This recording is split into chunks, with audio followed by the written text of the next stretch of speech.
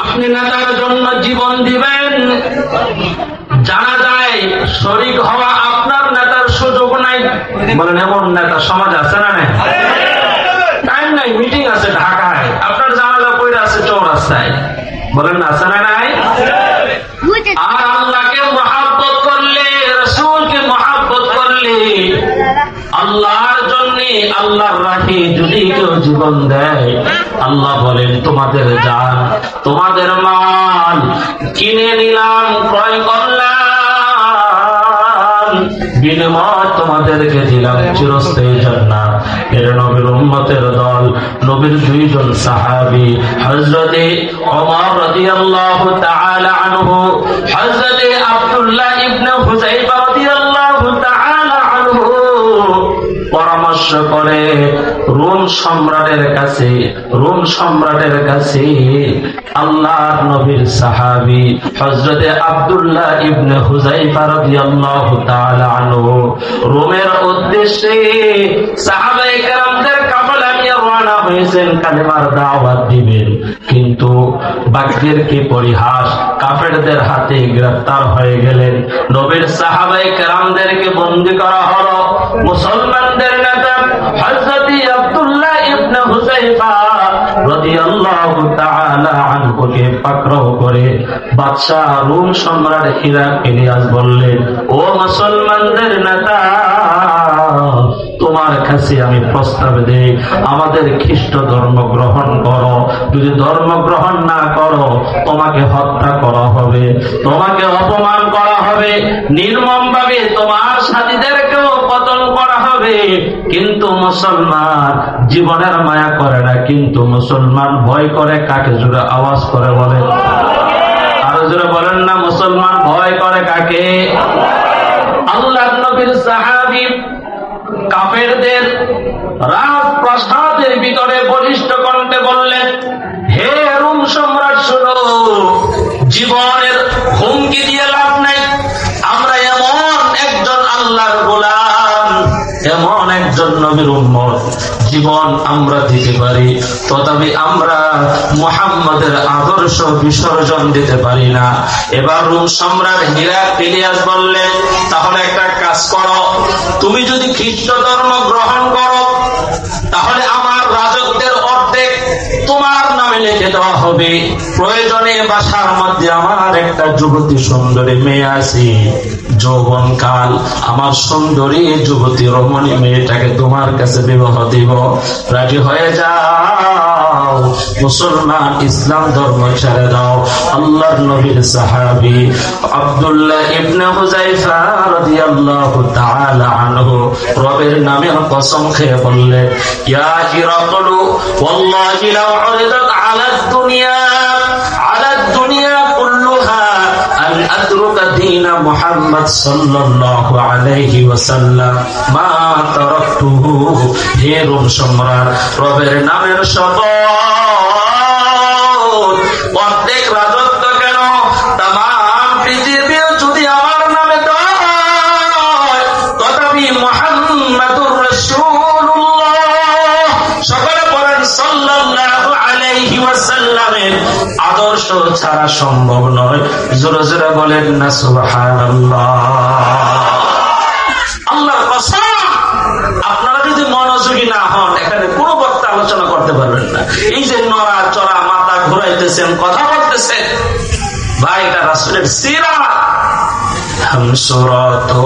हम सिराते मुस्तफा दर तमामी हाल उकुन इत्तिबाए सुन्नते खैरुल बशर गिर लाजिम ताबुयाबी ऐ बसार। मुसलमान, अरे एक सूरत ধরলে আল্লাহ রাসূলের সিরাত তোমাকে জান্নাত নিয়ে যাবে। জোরে বলেন সুবহানাল্লাহ।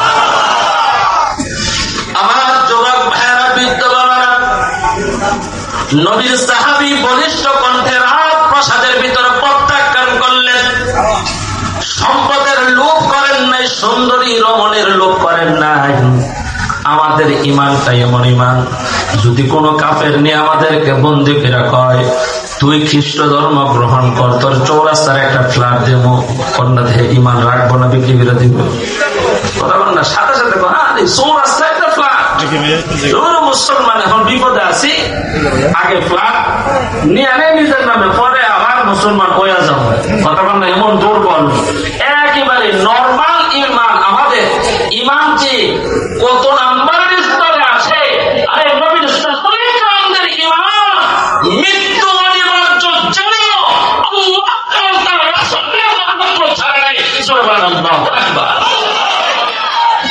রোম সম্রাট বললেন, হে আমার সৈন্যরা তাকে ফাঁসির মঞ্চ জোড়ানোর জন্য ফাঁসির ব্যবস্থা করে। কাফেররা মঞ্চ তৈরি করলেন, ফাঁসির রশি নবীর সাহাবী আব্দুল্লাহ ইবনে হুযায়ফা রাদিয়াল্লাহু তাআলা আনহুর চোখের সামনে আনার পর এবার রোম সম্রাট হিরাক্লিয়াস বললেন, এখনো সময় আছে, মুহাম্মদের আদর্শ ছেড়ে খ্রিস্ট ধর্ম গ্রহণ করো।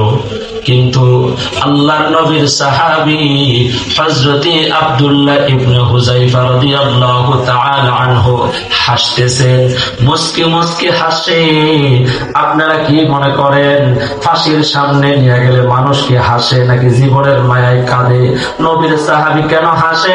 বাদশার মাথা গরম হয়ে গেল, চতুর্দিকে সশস্ত্র বাহিনী, লজ্জায় কি হলো মুসলমানের নেতা আব্দুল্লাহ ইবনে হুযায়ফা, তুমি হাসতেছো? তুমি তো জানো এখন তোমার মৃত্যু অনিবার্য, তোমাকে কেউ বাঁচাইতে পারবে না। হাসার কারণ কি জিজ্ঞেস করেন। নবীর সাহাবী আব্দুল্লাহ ইবনে হুযায়ফা রাদিয়াল্লাহু তাআলা আনহু বলে, আমি কেন হাসি জানো? তুমি যে আমাকে প্রহার করবা, আমাকে নির্যাতন করবা, আমাকে ফাঁসির রশির মধ্যে ঝুলাইবি,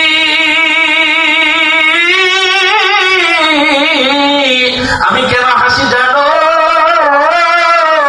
আমার এই দেহটা ধ্বংসশীল, আমার এই দেহটা তো পচে যাবে, গলে যাবে।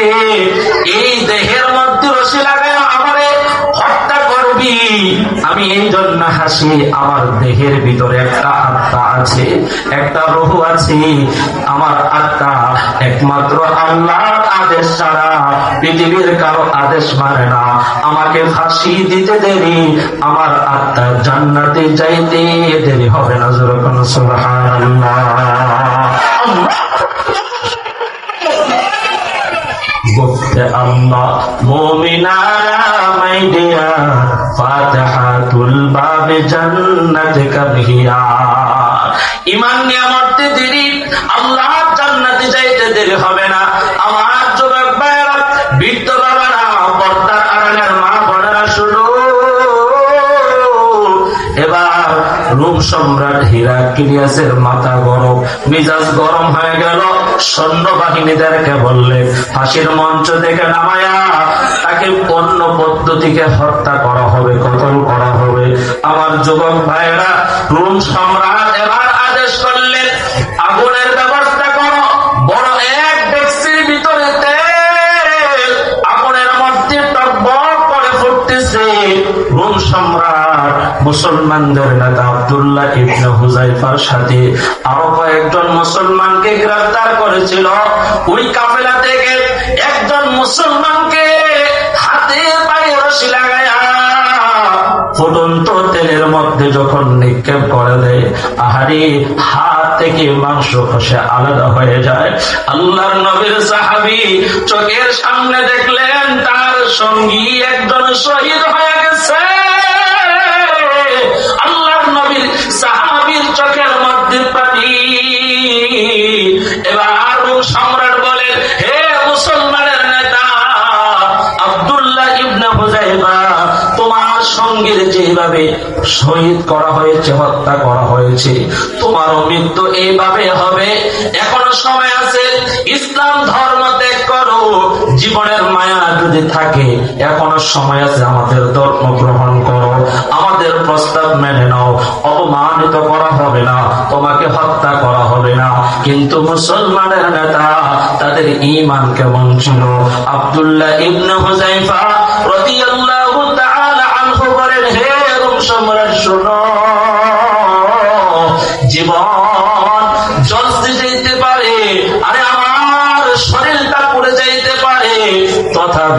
আল্লাহর নবীর মহাব্বত ছাড়তে পারবো না, আল্লাহর নবীর মহাব্বত ছাড়তে পারবো না। জীবন চলে যাইতে পারে, ইসলাম ধর্ম ছাড়তে পারবো না। এই কথা বলার পর এবার রোম সম্রাট তাকে আগুনের মধ্যে জ্বালানোর জন্য যখন আদেশ করা হয়, এবার কাফেররা তাকে পাকড়াও করে হেসরায়া হেসরায়া ডেগের দিকে নিয়ে যায়। এবার আব্দুল্লাহ ইবনে হুযাইফাকে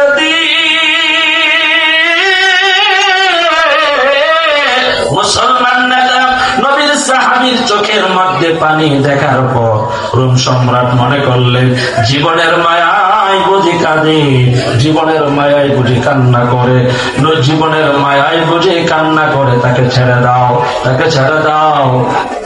নারে তাকবীর, লিল্লাহি তাকবীর।